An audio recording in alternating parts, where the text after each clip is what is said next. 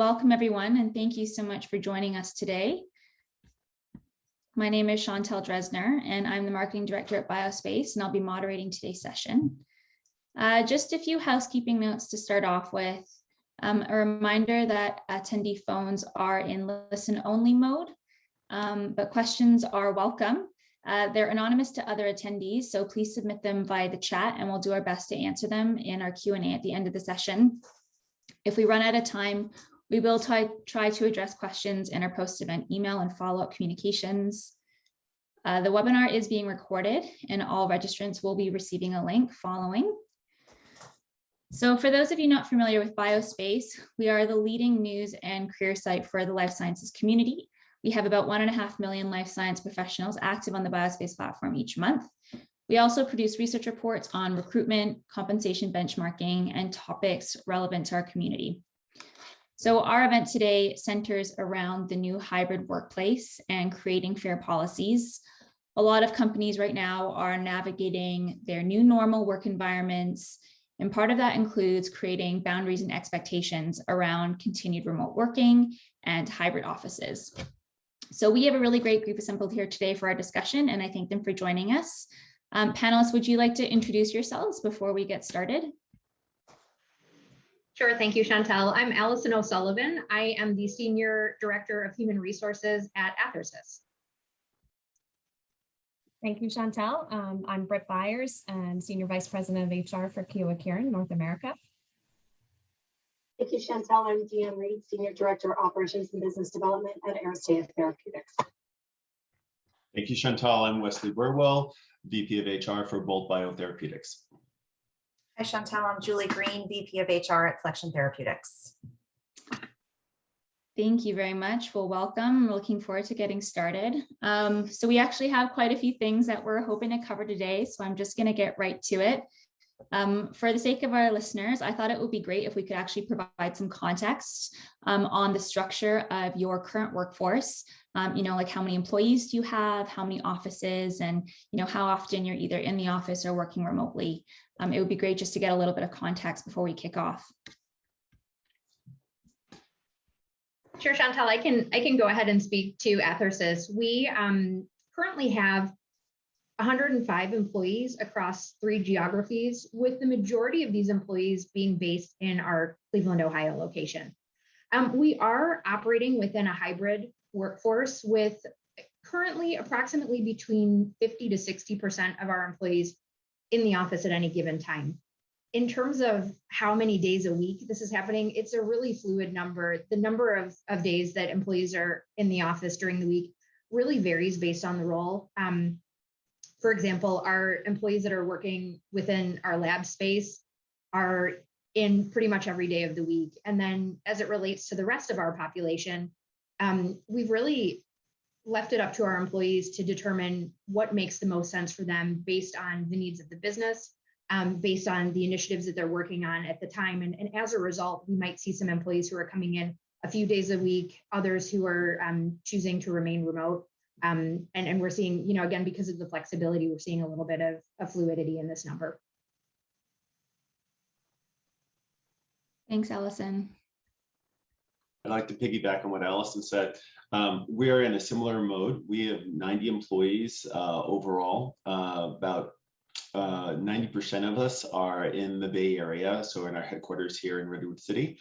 And we also have a fairly large percentage of our employees who are research-based. So their home base is the lab, and they are there on a number of different sort of shifts as the experiments really dictate. The rest of the staff uses the office as a home base, but for the most part, people are coming into the office when there is a need to do so, either for collaborating with their team members or simply to get out of their houses. But we are keeping it flexible, and we're really leaving the decisions on whether someone needs to be in the office or not be in the office to the individual teams.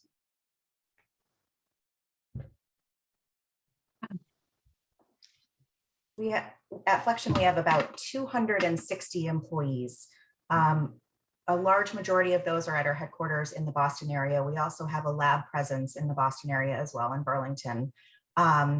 We have a small presence in the UK, and we also are a little bit different than the other folks who have gone so far in that we are a commercial organization. So we have a sales force that's spread across the US. Mm. And for right now, we are, our headquarters office has remained closed since March of 2020. As of now, if people, vaccinated individuals, are interested in getting out of their home offices for a while, they are able to go into the office, and our field force has been out in the field following state guidelines. Maybe I'll follow because I also have a field organization for Kiowa Kirin. So in total, we're a little over 400 employees, and the majority of our employees are based in 2 of our offices in New Jersey. Then we have a lab based in La Jolla, California. We also have a field-based team out in field across the US and in Canada. So up until this point, we've really been operating with a couple of different dynamics at play. Our lab, as many have stated, is fully in, working on the site full time. Our office-based employees are in a voluntary period. So if they would like to go in, they can. And for our field-based teams, they're in a voluntary mode as well. So if they would like to actively call on customers in person, they have the option to do so, as well as if the customer is receiving them. So that is our current status as of today. And we're unique. We are currently a company of 8, so it's a little easier to manage. We are still working fully remotely, and did make the decision to remain that way through the end of the year. We are allowing employees to go into the office again if they need, a day away from home, etc. As long as they notify the rest of the team. Our space is obviously very small, so we're trying to limit the number of people that are in the office at any given time. Thanks, everyone. So given the context of how often your teams are in the office, it sounds like everyone has kind of, for the most part, a lot of you have kept that door open for people to go into the office. Have you rolled out any COVID safety policies to ensure that the work environment is safe for people going in? Have you had any vaccination policies? Has the rise of Delta variant, for example, impacted any of those decisions, or how are you handling that with your employees? Chantal, reflection, it's definitely, I think, for everyone, an evolving situation. We have definitely put safety policies in place. So as I mentioned, similar to Britt, we are in the office on a voluntary basis, but we are requiring anyone who goes into the office to be fully vaccinated and also wear a mask and follow social distancing. We are still talking about, and obviously with President Biden's recent guidance, we're talking about whether or not vaccines will be mandated. But a while back, we did require that employees share their vaccination status with us. So it would help us better make business decisions and be able to, figure out and navigate through this process. Similar to Julie and the team at Flexion here at Athersys, I'm hearing through many of the ways that we're operating across the board here. I think we're probably all doing the same thing, though I won't speak for everyone. We've taken into consideration physical health and safety and well-being, and also the psychological aspect, right? So in providing our employees with the opportunity, or really empowering our employees to make the decision in terms of whether or not they would like to be in the office, was something that was really important to us. And to make sure that we are creating a space for folks that is safe to do so, we have followed the CDC guidance and local health authority guidance as well, and are continuing to mask, social distance, and really just making sure that we are following the guidance of those authorities and continuing to work through this evolving situation as well. Yeah, I agree. We're pretty much in the same boat where we're, following all the guidelines. We have pulled all of our employees to make sure that we know their vaccination status. And again, just trying to limit contact within the office, given the small space that we have. As far as Delta variant for our team, this has become very personal. I myself lost my husband due to COVID last year. So my team went through that process with me. So we're absolutely erring on the side of caution as to when we make the decision to go back, and whether or not it's the right decision for everyone, right? I think that's key, is that we have to keep in mind our employees, you know, the mental health aspect of it, as well as different individuals have been affected in different ways. And, you know, we need to be cognizant of that when we're making broad policies. I'm so sorry for your loss, Ian. Thank you for sharing that. Obviously, the impact has been significant on so many people in so many different ways. And I think that what you said about, you know, making sure that it's the best for each employee as an individual, you know, it is really personal to a lot of people. Have you found that employees have been, you know, like resistant, or how are you overcoming any like objections or resistance to any policies that you're rolling out? Someone actually asked a really good question about like vaccination, for example.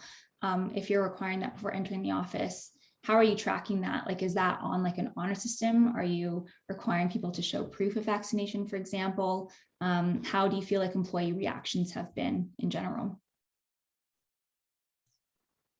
I can Yeah, go. sorry, go ahead, Julie. Just to follow on, because I was the one that said we are requiring vaccines to come into the office and proof of vaccination. So we are requiring we're having people sign an attestation form and attach a picture of their proof of vaccination.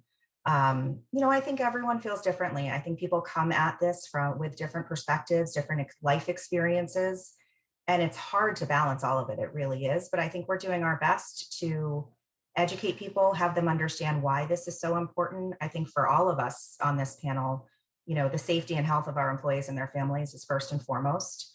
And that is really at the core of the decisions that we make. And so people, not everyone may agree with it, but I think at the heart of it, people, you know, hopefully are starting to understand the importance of having these policies to keep everyone safe.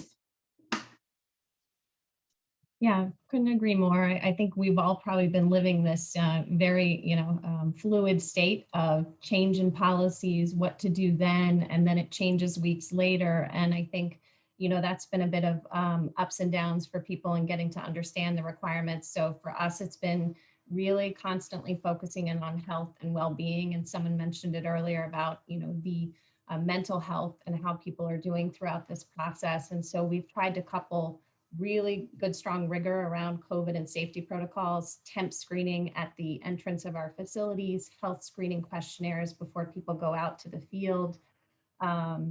You know, taking that proof of vaccination is a process we're under right now, as we're trying to just get a status of where people are. And we're doing that through an HR mailbox that's only monitored by HR, and trying to keep that as a separate confidential medical record.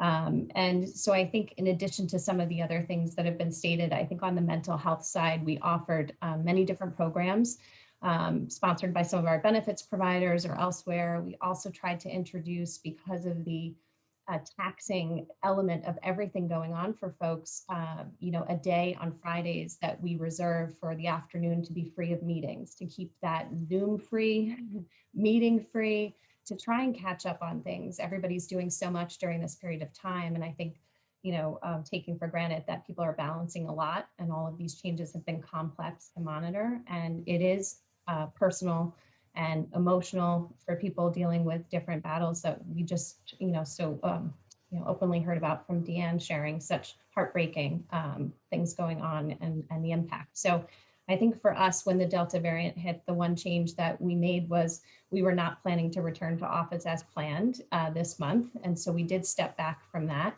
and are now pushing that out until November 1st, knowing that school children have just gone back to school, who are a large population that are unvaccinated, and really taking steps to monitor that while we get a handle on the vaccination status and consider mandates and what that would mean and how it would look.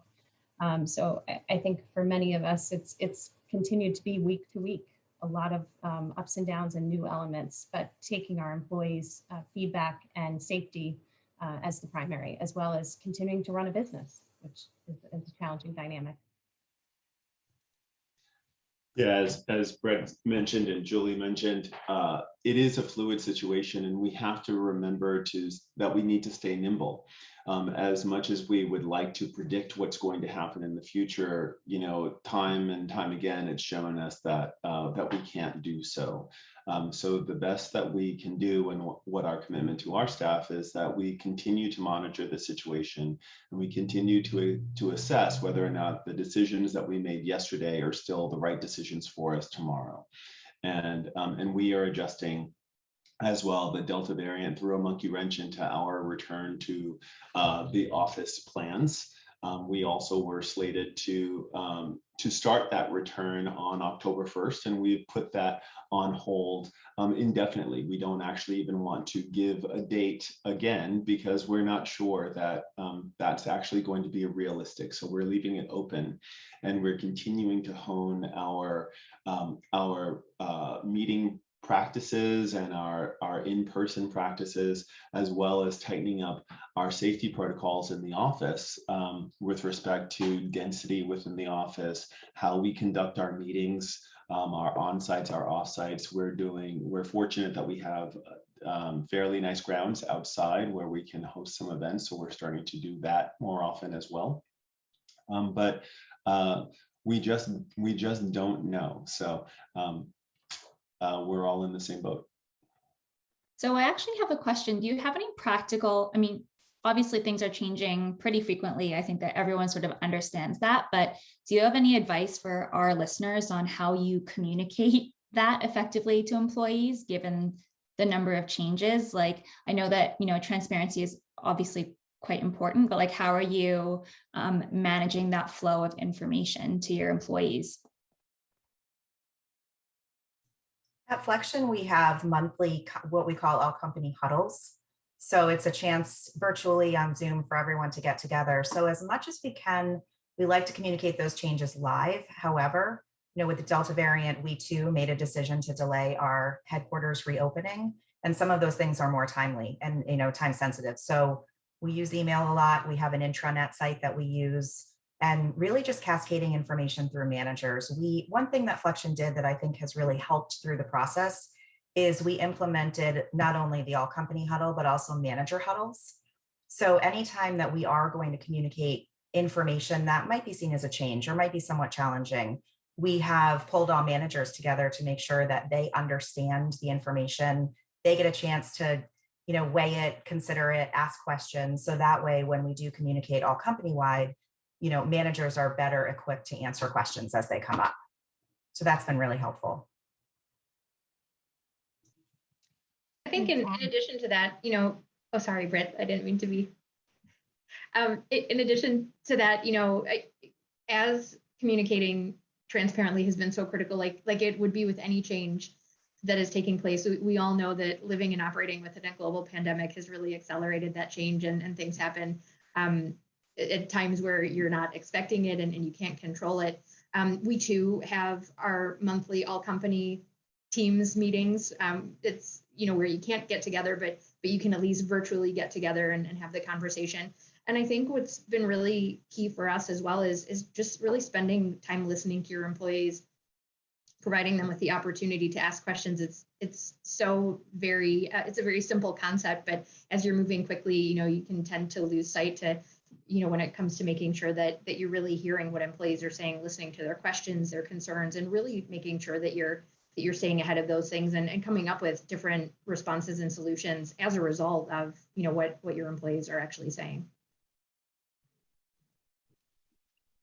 Yeah, and I was just going to add one of the other things we do with our field teams, because they're kind of out in the mix with customers who are seeing constant changes. There's a weekly call with field, legal, HR, compliance are on, so that they can understand live time almost. What is it that they're hearing? How should we get a kind of an assessment of trends? And so that's been a really effective way for our field teams to stay connected on a regular basis, feel like they're able to get their information in to our corporate functions, kind of managing that, and also just share in an informal way kind of what they're experiencing, which has helped us kind of modify our approach over time, such as, are we doing field ride-alongs or not? Are we able to kind of manage in our programs, speaker programs and holding events? And so that's been hugely helpful, in addition to all of the other great examples shared in ways in which we continue to communicate with our employees. Thank you. So I'm going to shift actually to sort of looking forward to growth strategies. Obviously, as you said, everyone has business to run. A lot of these businesses, are still growing, still performing. When it comes to hiring, I'm curious to know how much, hiring remotely is going to be part of your growth strategy. I know a lot of you have, obviously are focused on local, and you still have quite large teams locally around your HQs. But I mean, at least at BioSpace, I know that we definitely hired, like our first remote employees over like last year. I myself am like completely remote. I've never been to the BioSpace office in person. How much is that going to continue to be a part of your growth strategy, or are you going to start emphasizing hiring local, anticipating that, hopefully one day the risk will subside to be in the office, for example? So I can start with this one. So when COVID hit, our team was a team of 4, and we're now a team of 8. So we've doubled this year and plan to hire another 2. So all of our hiring has been done remotely. And it's really kind of, we were really focused on local candidates. That was always our intent, was that, we're a close-knit team. We would be in the same room together and, dealing with the business in that way. But, given what we've been through over the last, 18 months, I think we've all, really had our eyes open that we don't need to be in the same room, that it is okay. So we are much more open now to hiring employees who are located elsewhere. We're based in San Diego. So if they're out of state, or, I don't think it matters anymore. I think we can all work around those challenges. So I think from that, it's the one good thing I think of COVID, right, is that it's really kind of opened our eyes to a new way of thinking. As Deanne said, during COVID, we've grown substantially as well. We were, I think, about 40 people before the pandemic hit, and we're over 90 now. So we've grown substantially. It has presented a challenge. Will say that it's not been seamless, because as all of you, we had to learn new skills, new ways to collaborate, new ways to be able to do that efficiently, and then also to maintain those connections. So it has been a struggle, but we are doing it. And because we know that this is not going to end tomorrow, we now are leaning into it. Whereas I believe that in the beginning of the pandemic, a lot of us were like, well, this will blow over soon, so we don't have to learn new things or put into place new processes, and that is gone. So as part of our recruitment strategy, we are much more open to hiring remotely. We've hired several people remotely as makes sense for the business. Not all jobs can do that. We look not only as to whether or not they're in the area, but whether or not they're in our time zone. Sometimes it's just really not practical to have somebody 3 hours away, depending on the teams that they're working on. So it is a case-by-case basis, and I think that that's what serves us all best, is to remain nimble and to not put bright lines around rules and policies if they're not really serving us. And one thing to add, I think one of the silver linings really that has come out of COVID for us in our talent strategy is the positive impact on diversity and inclusion. Before, we were really focusing local in the Boston market, and the Boston market is a great one. There's a ton of talent, and we had always been really lucky to not have to look further in most cases. And we've recognized that the ability, or the openness to look further, has really allowed us to expand our network and expand our pool of candidates. So we have been able to really focus much more on diversity and inclusion, and hiring from all backgrounds, hiring different perspectives, different experiences, where we didn't do that before. It doesn't come without its challenges, as Wes said. There are certainly some roles that play better to remote working than others. But just wanted to mention a positive that's come out of all of this too. And Julie, I'm so happy that you said that, because we all, I mean, like Boston, like San Francisco, we're in our own little bubbles. You know, it's a really incestuous type of business, and we all go from like one company across the street to the next company. And when you're in it long enough, we all kind of think similarly. And so this gives us a really great opportunity to talk to somebody from a different region, a different market, where the norms are slightly different, and you get to see things from a different perspective. And all that does is help us foster more innovation. So I think that, you know, to your point, Julie, it has been a real boon, a really unexpected benefit of this challenge that we're living in. And I hope that that continues. Yeah, couldn't agree more. And I think to add to the geographic component of diversity in our hiring, the other aspect that we've embraced is hiring outside of industry, right? And so looking at, you know, different areas of expertise that we might have traditionally just kept looking at. And that pool can be a competitive one, as mentioned, and sometimes, you know, a challenging dynamic to operate within. It's a hot market. And so I think looking outside of our traditional industry has offered up really nice diversity in perspective, experience, insights. And so we're really excited about that aspect too. And I think it's all a part of this process, imagining your thinking around things and not going the traditional route when you now have time to step back and think, well, do I need that?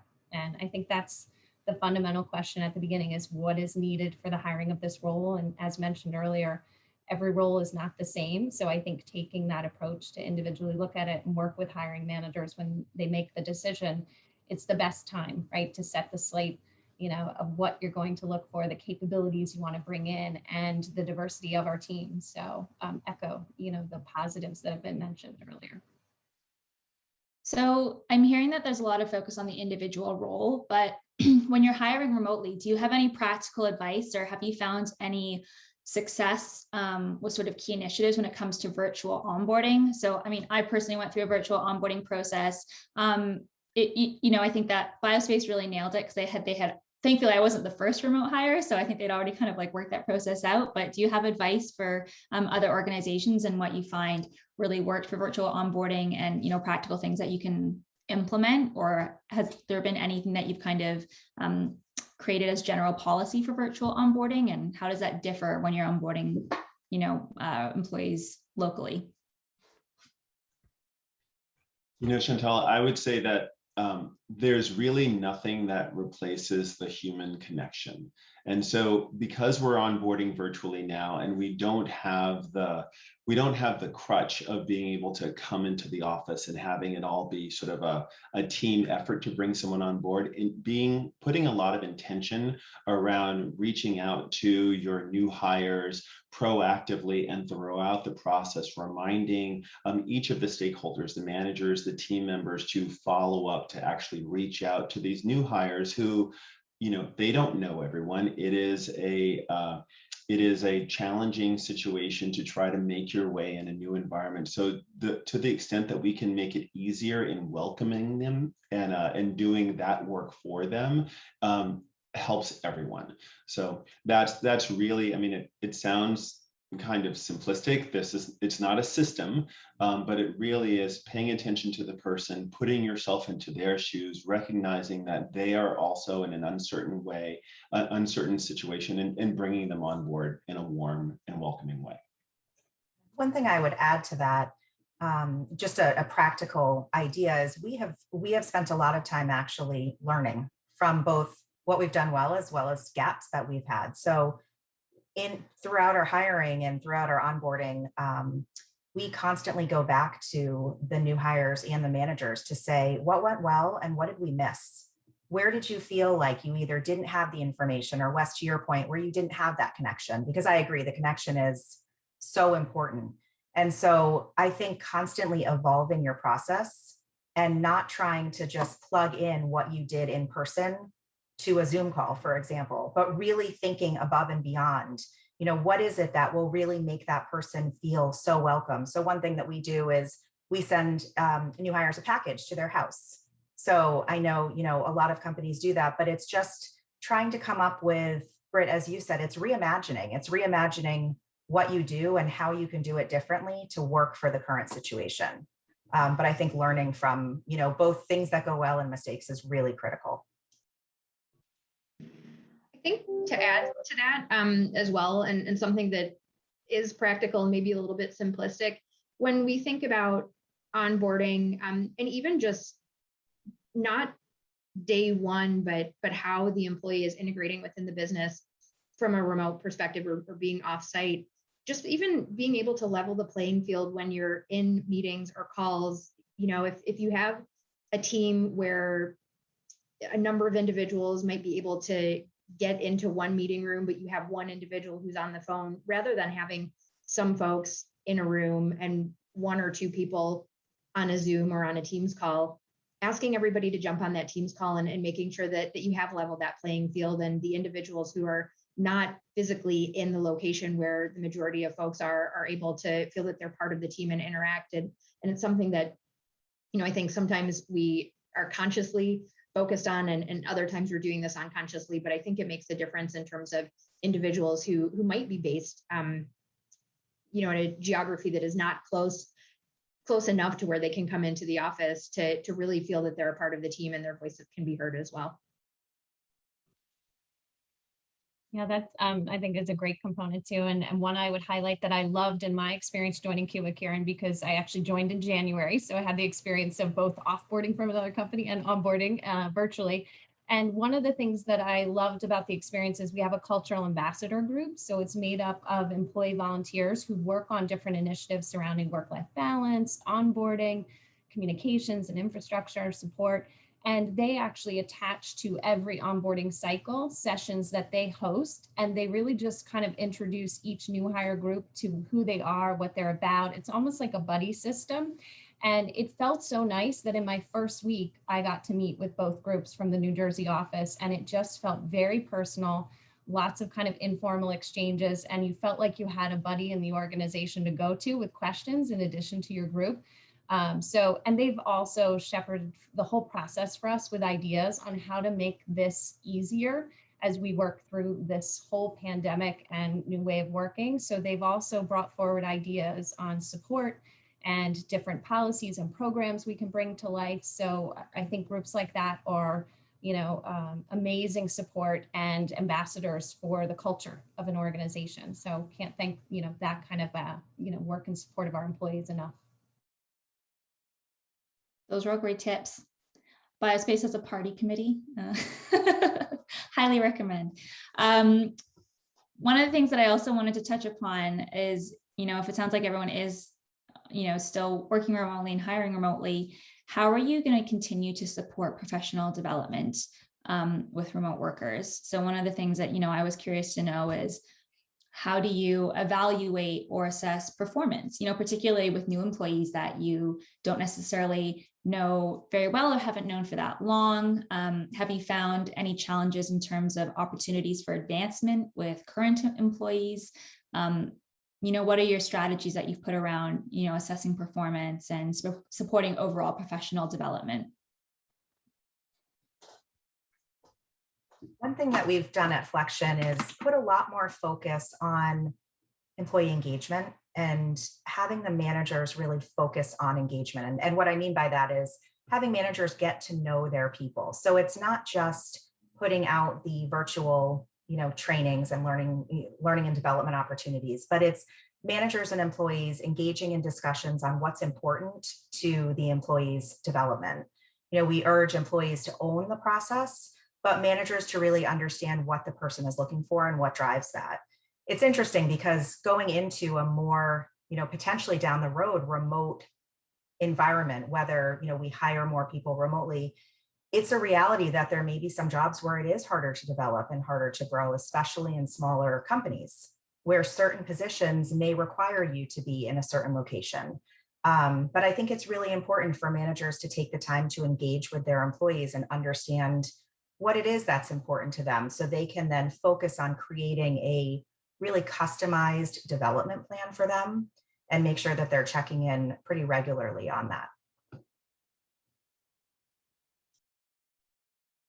Thanks, Julie. Does anyone else want to jump in? Sure. I'll just add to the thoughts shared that I think having that focus on development and bringing something to the table for our leaders to work with. Right, not everybody's at the same stage in their journey, and so making sure that you have great tools, great conversations to support that. We're actually launching a leadership development program. We've developed it in the midst of the pandemic. We're getting ready to launch it. And so, yes, it'll start virtually, but something like that, I think too says, look, we're committed to this, and we're going to continue to bring offerings to the table, whether it's LinkedIn learnings or virtual offerings, continuing to support things like mentoring programs, which we're about to get off the ground too. I think any and all things kind of, can go into the mix, so to speak, and it's almost like a pick and choose, but having that conversation one-to-one, employee to manager, with the commitment to listen and customize, because no one journey is the same. And if you have some things on the shelf you can pull on, but I think people can be very creative and offer up development opportunities that can be right in front of you. So I think it's just continuing to make sure that that is of the utmost importance, that yes, we're getting a job done and measuring everything, but if we don't pay attention to development, employees will leave, right? It is important to them to continue to grow and develop. And that doesn't mean just getting promoted to the next level position. It means something different for everyone. And I think giving managers the tools to do that, as well as employees to self-promote and guide that discussion, is really important. Chantal, one thing that I just wanted to add, talking about creative ways to develop, one thing that we did at Flexion, which was great, we got a ton of positive feedback, was trying to figure out what this hybrid model looks like. So as a development opportunity for a lot of our really strong performers, higher potential employees, we actually pulled together what we called a virtual hackathon. So couldn't be in person, obviously, but it was a really fun 3-week process where we had 2 teams compete in this virtual hackathon, and we gave them things to think about, like office space and culture and technology. And they came back. We had virtual office hours with subject matter experts where they could ask questions, and they came back and presented their ideas, of which we used the best ideas from both, and we're using those as we create what our hopeful eventual solution will be. So I think, Britt, you're spot on when you say it's just up to the company to be creative. It's not all about training classes and promotions. It's finding opportunities and ways to develop and engage people that we haven't done before. Thank you. I'm going to shift gears again. One of the things that we had been, chatting about previously was travel policies. So this is something that I think is going to be very different depending on the makeup of your employees. But how have you been approaching travel policies? Whether that's travel for work, obviously, like a lot of, sales reps and field agents will need to travel around for work at their discretion. But what about travel policies for personal? I just went on vacation. Obviously, I'm a remote, so I'm home alone anyways. But, what are your policies on traveling for work or leisure?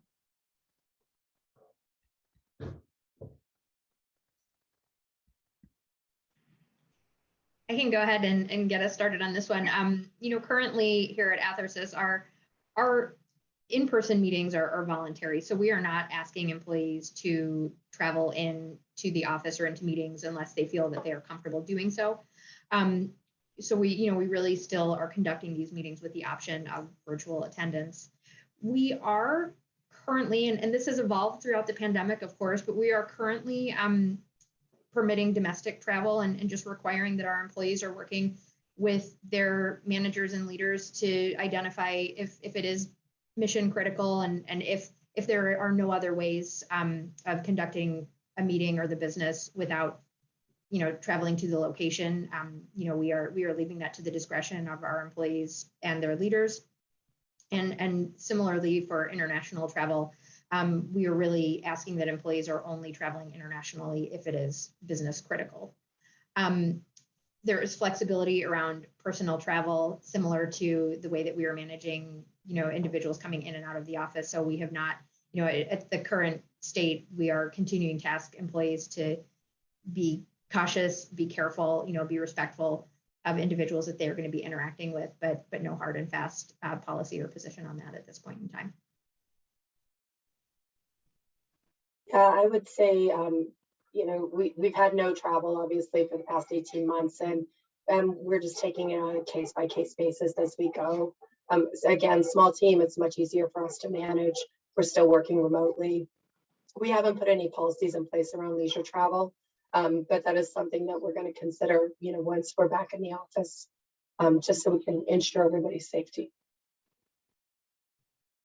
Yeah, similarly, we don't have a hard and fast rule around travel, domestic travel in particular, because it's, as we think about it, each of us has our own home and personal situation, whether or not you're coming home to like a large, multi-generational family with lots of people coming in and out, or you live by yourself. Exposure is very local and very individual. So it's very difficult to wrap around a policy.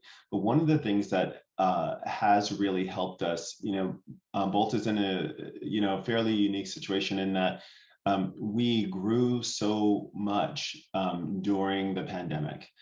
We also went public during the pandemic, and during that time period, we had to work very closely together in a very intense way. And one of the things that I find to be really special about it is the amount of care that we take for each other.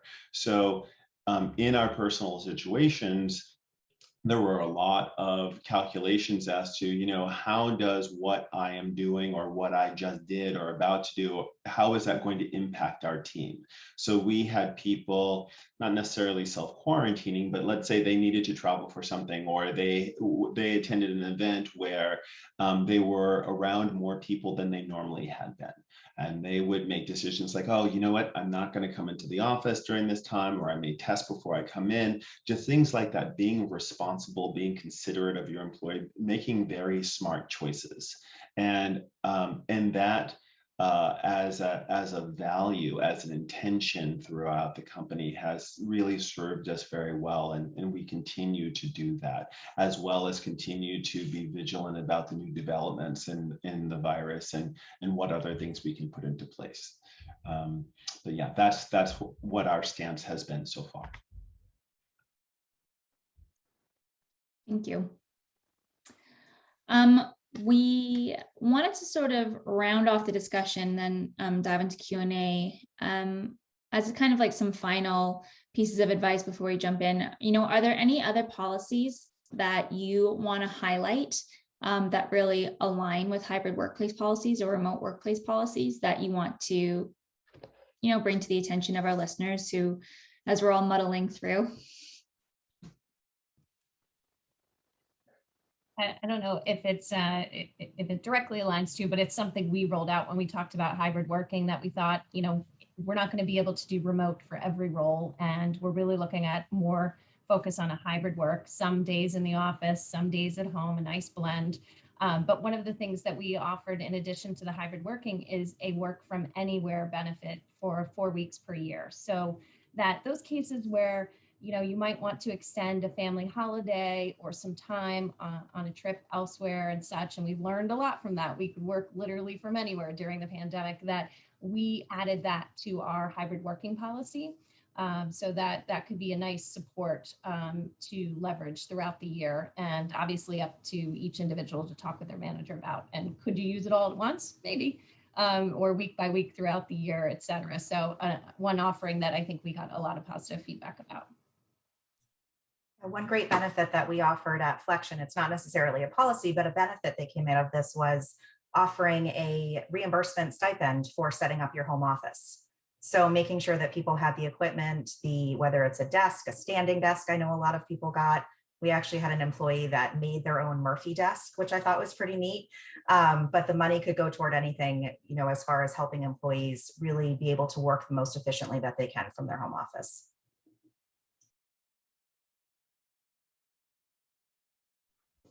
So we do have some questions from our listeners. So I think it would be great if we could do answer some for the Q&A. So, starting off with one sort of general question, It'd be interesting to hear when it comes to rolling out new policies or returning to the office, who have been the decision makers. So who's basically in the room or virtual room when you're talking about what you're going to be doing? Is it IT, compliance, legal? You know, who is really making those decisions?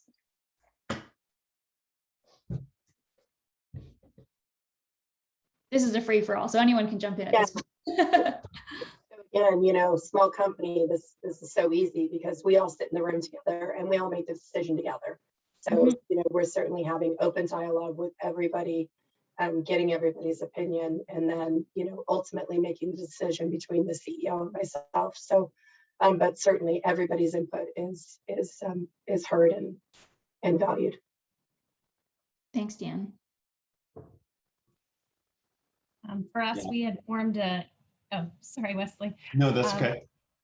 For us, we had formed an EC Executive Committee COVID Steering Committee. So we have that comprised of not the full committee, but some of the key stakeholders, our region president, legal, HR, our chief medical officer, supply chain. So just a kind of a smaller subset, if you will, so that we can manage those discussions on a very regular basis and then serve up kind of where our recommendation is and have a more, you know, robust dialogue with the team in a different setting. But that's been very productive for us. Mm-hmm. And I was just going to say it's very similar. We have a pretty small leadership team, so it's not that difficult to pull us together for decisions. You know, I guess it's each of us has a voice in it and has a particular area where we really want to lean in. Our chief medical officer is actually, of course, very much at the forefront of all of these discussions, and it's worked very well so far. Great, thank you. There has been a lot of questions about vaccination. I think that this is probably one of the sort of key topics of controversy. So I'm hoping that you guys are happy to sort of jump in and offer some of your experiences, because we're getting a lot of questions on this.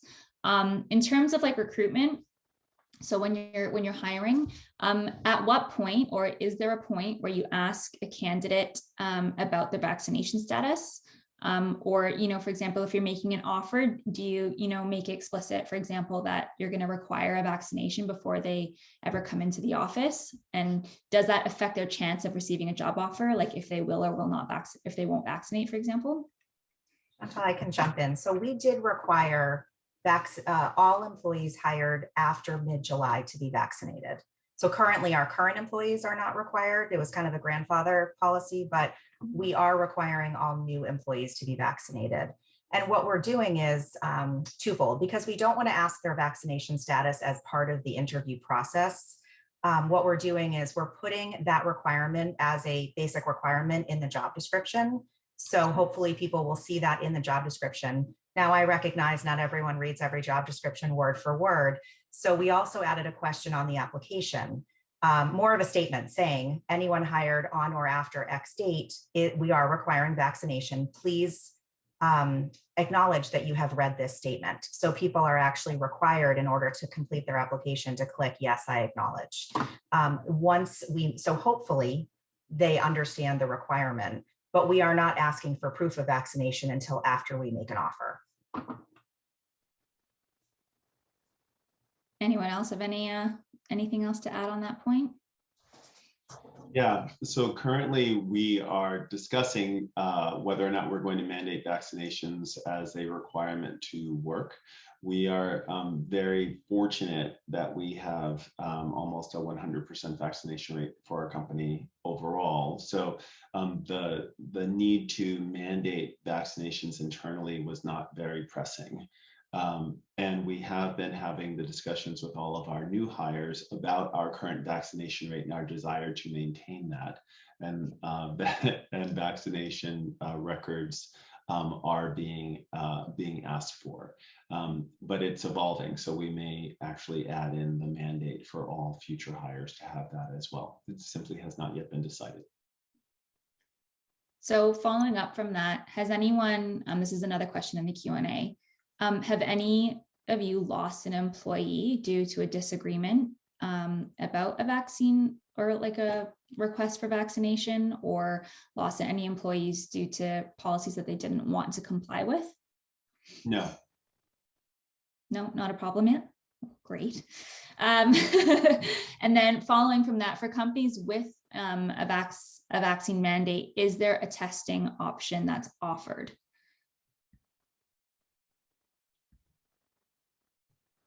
I'd say we're kind of in the midst of this discussion too. So to Wesley's point earlier, we're kind of considering it and going through some of the thinking around that. So the testing option, I think, came up in the executive order. And so, certainly it is something that we're going to look into. That may be around those who have an accommodation, right? So there is the opportunity to be considered for an accommodation for medical or religious reasons. And I think if we were to go with a vaccine mandate, the testing might only apply to those who have an exemption because of one of those approved status. Mm-hmm. So that's something we're discussing right now, but continues to evolve. So I have an interesting question here about like employee conflicts. So I think the question is really asking, how do managers handle, for example, everyone has individual needs depending on their role. So, if some employees are required to be in the office and some employees are allowed to work from home, how do you essentially manage resentment type situations where employees feel frustrated that some people have to be in the office and some people don't have to be in the office? How do you affect any, negative impacts that might have on employee attitudes or employee morale? If you've dealt with those situations before of people feeling a bit frustrated that they can't work from home, or, how do you handle those situations, and any advice for managers on that front?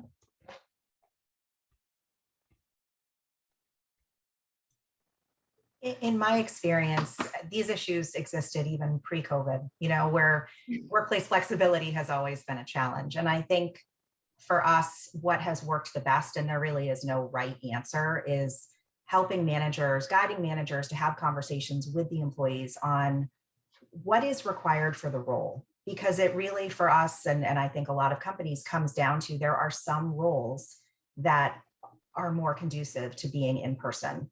I always use the example of a receptionist. It's really hard to have a receptionist who's not sitting at a front desk greeting people.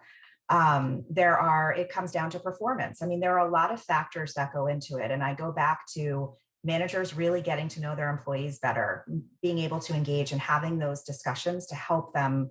It's all around the communication and helping them understand. And it doesn't always work. There will always be employees who are frustrated. I think that's a reality. But really sitting down and trying to have them understand the requirements and why one role may work and one role doesn't.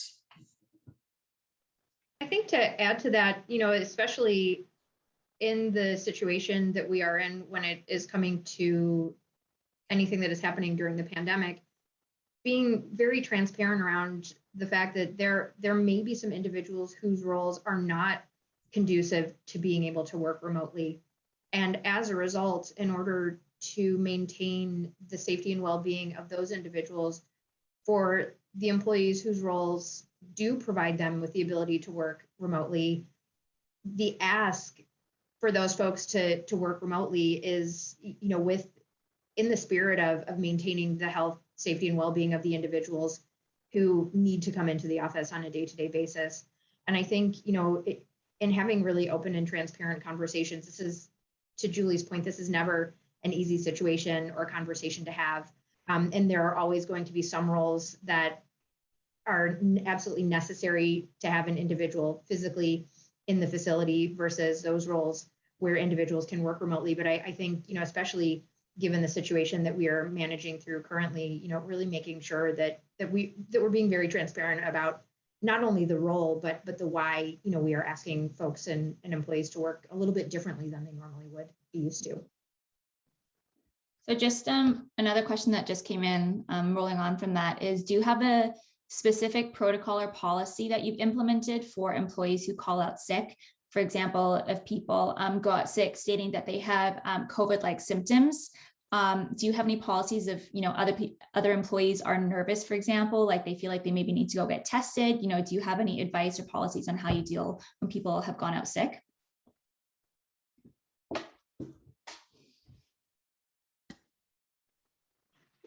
Nothing specific. Nothing different. We had put a couple of different protocols in place in the event that we had an individual where other employees may have been in close contact, making sure that we were managing confidentiality and making sure we are informing people of the information that might be important for them to know. Fortunately, we didn't find ourselves in that situation too frequently, but I think certainly what's important to state is that we definitely, if an individual is not feeling well, we are not encouraging them to come into the office, but making sure that they are staying home and taking care of themselves and their families. And should we need, to inform others of the situation, should they have been impacted or affected, doing that and getting in front of that and having those conversations with employees, making sure that they're not concerned where they don't need to be. Okay. I've got like one final interesting question here. Since everyone seems to be quite open to the remote work and to hybrid workplaces, how do you convince or essentially get buy-in from other leaders that, just solely working in the office, for example, no longer really applies or isn't absolutely necessary? So for people who are maybe wanting to create a hybrid workplace policy or to continue with remote workers, for example, how do you convince people who really strongly believe in that, in the office is best and we're going to be in the office 5 days a week, that like this is like a better scenario, for example? I don't think that there needs to be very much convincing because we've been in this for so long. And from a practical standpoint, our office has been, everyone has really shared in the be in the office if you need to, but otherwise be respectful of those who do have to be in the office. To Allison's point, protecting the health and safety of those who must be in the office, whether it's because they're in the vivarium or they're in facilities or what have you, really make smart choices that are best for the business. And I think for, at least for us, we haven't had to navigate that very much. I think being able to find individuals who might champion this for the business is always going to be important. And that is something that probably goes without saying, but, from having experienced partnering with some leaders who had never really experienced remote working and now moving to that and really seeing that it is working, it's working well, those are your champions that can also help you to speak about their experiences and what they've seen and how they've really kind of maybe changed their mind about this situation, despite, Wesley, to your point, knowing and understanding that in a lot of cases we didn't have any choice. We just had to make this work and make this happen. There are still success stories that are out there and individuals who can probably help you champion that as well. I agree. I think there are a lot of success stories. I think all of us were forced into the situation and had no choice. And I think the world was shocked at how quickly people made it work. There are also downfalls, I think, just being realistic. Flexion has 260 people, about 125 in the headquarters office, and we miss each other. I miss seeing my coworkers. I miss that in-person connection. I am someone who loves working from home, but I do miss that connection. And I think for us, we do have a variety of different perspectives on our leadership team. I think, like I said before, it comes down to the safety of our employees first. But something that's really helped us is making sure that we're not only focusing on the employee perspective and what works for the employee, but we're also looking at what works for the business. So looking at specific metrics, how well did we meet our business goals? If we were in person, could we have exceeded our business goals? What are some other metrics that we're looking at to really say, is this, yes, it's working.